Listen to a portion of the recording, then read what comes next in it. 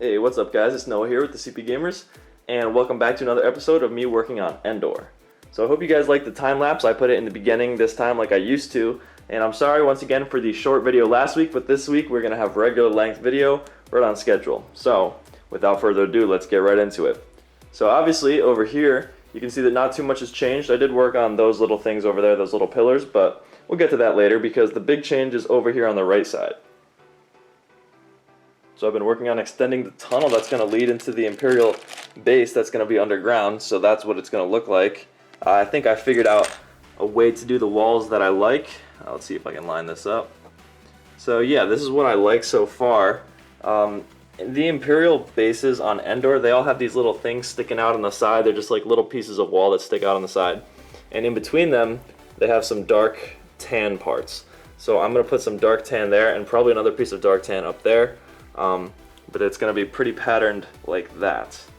The problem, which I'm just now realizing, is that I made this really tall. Not this, but the wall inside. So that means that this whole part would have to be at least as tall as this. And I'm trying to save bricks now, so I don't want that. So I decided to kind of make a little chopped off section right here so that we can have it a little bit lower, kind of where that piece is now, so that the rest of the wall can be at that level. Still way taller than a minifigure, obviously. I mean, you got a minifigure in there. That's what it looks like, and it's still got a lot of ways to go. So that's good. Obviously, it's still minifigure scale. We got about, what is this, 8 studs in between the two walls, so it's pretty spacious in there. And then we're going to get onto some patterning inside, and then over here in this big empty area, it's going to be a lot more base plates, and I'll kind of explain what I want to do with sort of the structure inside. As you guys can see, if you were to enter this door as a minifigure over here, sorry, there's a whole bunch of junk here. You fellow Lego builders would know that it's much easier to build like this if you don't have to constantly clean up to make videos. Anyway, you'd enter that door, come down these stairs, then there's this hallway, which obviously everything is going to be tiled. That's what that tile is there to remind you. But you'd come in here, and then right here it's going to kind of fork off in 2 different directions. So as a minifigure, you'd be able to walk left or right. What I'm going to have over here to the left, as you can see, it kind of abruptly ends. Right here in the back, we're going to have a staircase that leads up to an upper level of this interior base. It's still going to be inside, it's just going to be higher up. And then this level is going to stay lower. And then what we're going to do when we come out here is we're going to lead into some kind of garage area, which I haven't really finished my design of, but I know I want it to be a garage slash maintenance area. Obviously not for the AT-AT, maybe for AT-STs or maybe speeder bikes. I'm not exactly sure yet, but I want to have some Imperial technicians in there. And then, I want the upper level to kind of overlook that garage area, which is going to be pretty cool. The garage area is going to have a big door that's going to be able to open either with motors or by some sort of manual little lever that we can slide back and forth to open the garage, and then the garage door will kind of look out this way, which will be where the AT-AT is, and sort of the dried up riverbed where the AT-AT is walking. So that's what I have planned for the interior of the structure. Obviously it's going to be pretty large if just the hallway takes up 2 of these 32 by 32 base plates. So the garage will probably be another 32 by 32 base plate. The staircase will be another, and then we'll have 2 more. So we're looking at probably 4 more of those 32 by 32 base plates, plus the entire scene that I'm going to have outside of the bunker, which is going to be even more to the right. It's going to be based off the movie, and that's going to be another probably 4. So we're still looking at probably doubling the length of this mock. And as you can see, I have to back up pretty far just to even get it all in frame. So it's getting really big. With that being said, next week I'm not exactly sure if I'm going to be able to have another base plate made for you guys, or if I'm just going to kind of work on this one and try and finish it. Most likely it's going to be working on this one, getting it to a more completed stage, because that's more space effective for me, and it has to happen anyway, so I might as well do it like that. We still need to get the back here. Obviously it's not going to be all rock. The rock work is kind of coming to an end. I want to start getting into the grass and the mud, so it looks more like Endor. We don't want too much rock.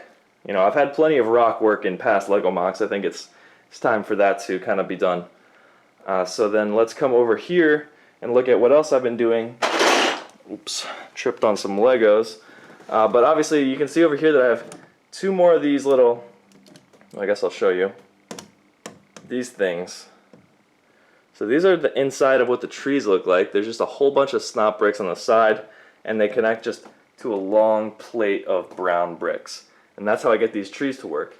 And obviously if you have larger bricks on the side and then skinnier bricks in the center, and what I mean by that is you can actually see that right here, this is a six stud length, and then we have some farther down, it's about 4 studs length, and then we go to 1 and 2 studs length, so it kind of looks around. If you get from the top,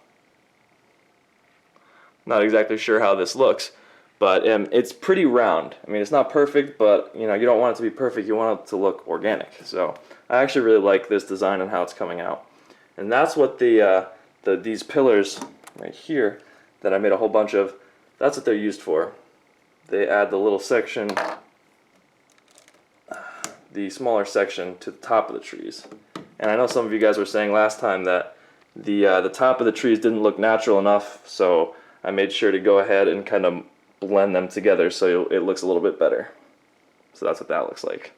Also, I don't know if you guys can see it in the back here, but we have a pine tree that I made, and I thought I'd spend a little bit of time explaining how I did this because I actually really like it and I've never seen anything like it. So all it is just these Lego grass pieces. Everything is connected, by the way, like, it's not just thrown on there. It's connected. And how I did that was, see those pieces at the bottom are just little cone pieces. So I stuffed the grass pieces upside down inside the cone, and that created enough friction to kind of create a stack straight up.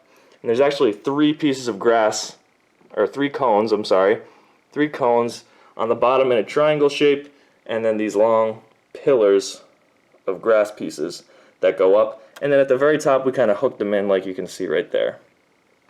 And it creates this little pine tree look, and I actually really like it. It is a little bit weird to have 3 cones at the bottom, so it's like 3 trunks, but you can't really tell. Plus you can always add some brown studs down there to make it look a little bit better. And I think the leaf look and the pine needles look makes up for the fact that it has three of the little cones at the bottom. So that's pretty cool. I want to try a lot of experiments with stuff like that because obviously Endor isn't just these large redwood trees. It's a whole bunch of trees. It's a mixed forest. So we got to get a whole bunch of different Lego trees to try out. So hopefully next time we're going to have some more builds over here on this side. I'm not too sure what we're going to be doing over there for the time being.